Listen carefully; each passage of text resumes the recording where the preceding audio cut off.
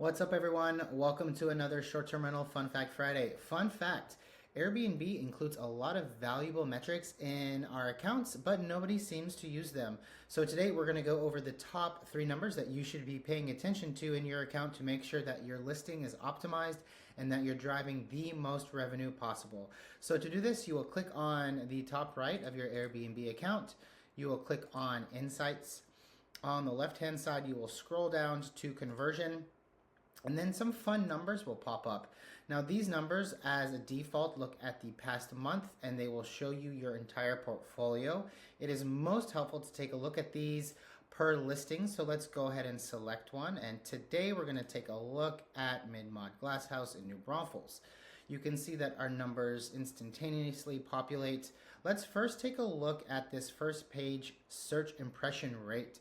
This is how often your listing appears on the first page of an Airbnb search when a booker is looking to book a stay somewhere.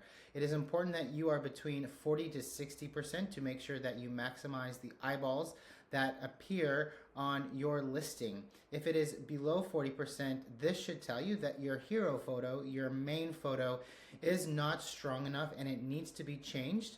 People simply are just not interested and not clicking on your listing, which is why that first photo is super important. Once you show up on a search page, the next metric shows you how often people are clicking on your listing. This should be between 12 and 20%. If it falls below 12%, this tells us that perhaps your title is not optimized, that your first 5 photos are not strong. People are simply not clicking through your listing. So this is another very important metric to take a look at. And then last but not least, you have your listing to booking. So once you land on the first page, once you get them to click on your listing, are people clicking that reserve now, book now button? Here you are looking for 1 to 2.5%. If you are too high, above 2.5%, this should tell you that people think that your place is a really good deal and they're booking it too much. You are leaving revenue on the table. They're going to book it all day, every day. If this number is below 1%, that means that you're getting people through the door, but you're not sealing the deal because you may not be competitive in price with your competitors. So take a look at your top 5 competitors, see if your ADR is too high. If your ADR is similar to your competitors, perhaps it's your fees. Is your cleaning fee out of whack with your competitors? Are you charging some weird fees that others may not?